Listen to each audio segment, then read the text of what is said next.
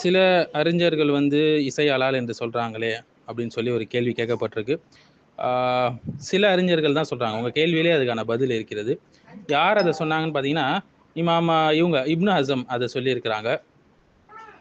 ஆரம்ப காலகட்டத்தில இருந்த அறிஞர்கள்ல யார் சொன்னாங்க அப்படின்னா, அவங்க வந்து சில கண்டிஷன்ஸ் அடிப்படையில சில எக்செப்ஷன்ஸ் இருக்கு அதுலன்னு சொல்லி சொல்றாங்க. அப்துல்லா இப்னு ஜாஃபர் இவங்க வந்து ஒரு சஹாபி. இவங்க வந்து பாடகர்கள் வைத்திருந்தாங்க அவங்க வீட்ல.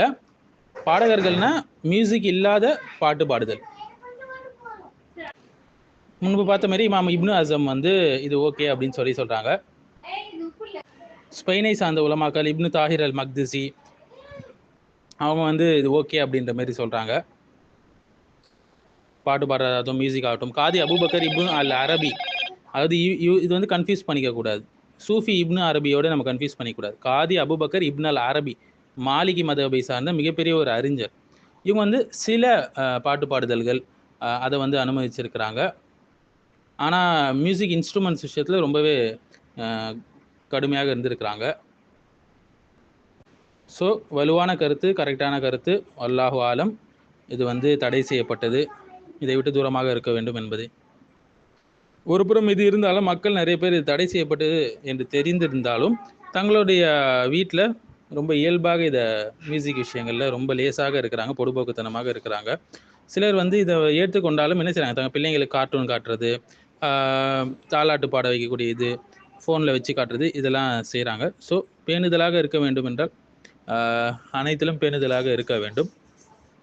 உலமாக்களுடைய இஜ்திஹாத் அது செய்யலான்னு சொல்கிறவங்க அதுக்கான ஆதாரங்களை வலுவாக வைக்கிறாங்க. அதுக்கான ஸோ இந்த இஜ்திஹாத் அடிப்படையில் நம்ம அவங்க குற்றம் சொல்ல முடியாது. ஏன்னா அல்லாஹ் சொல்கிறான், சரியான இஜ்திஹாத் செஞ்சால் அவங்களுக்கு 2 கூலி, தவறான இஜ்திஹாத் செஞ்சால் அவங்களுக்கு 1 கூலி தான் சொல்கிறான். மாறாக அவர்களை அல்லாஹ் வந்து பழி சொல்லவில்லை, திட்டவில்லை. இப்போ நம்மளும் வந்து அந்தமாரி யார் வந்து இதை வந்து அனுமதிக்கப்பட்டது சொல்கிறாங்களோ அவங்கள ரொம்ப கடுமையாக சாடுறது, இதெல்லாம் தவறான ஒரு ஒழுக்கமற்ற செயல். ஏனென்றால் அவங்களுடைய இஜ்திஹாத் அது. அதுக்கு நம்ம வந்து அவங்களுடைய இஜ்திஹாத் விஷயத்தில் அவங்க பிழை விட்டால் நம்ம அவங்களை குறை சொல்லக்கூடாது. இதுதான் ரசூல்லா நடந்து கொண்ட விடம். சஹாபாக்கள் மத்தியில் கருத்து வேறுபாடுகள் எழும்பொழுது பெரும்பாலும் தடை செய்யப்பட்டது என்று சொல்லக்கூடிய நிறைய பேர் தங்கள் பிள்ளைங்க விஷயத்தில் மியூசிக்கை அலோவ் பண்ண தான் செய்கிறாங்க. பொடுபோக்குத்தனமாக தான் இருக்காங்க அந்த விஷயத்தில். ஸோ வந்து இது போன்ற விஷயங்களில் ரொம்ப கவனமாக, பேணுதலோடு, டீசெண்டாக, கண்ணியமாக யார் அதை வந்து அனுமதிச்சுக்கிறாங்களோ அந்த உலமாக்களை சாடாமல்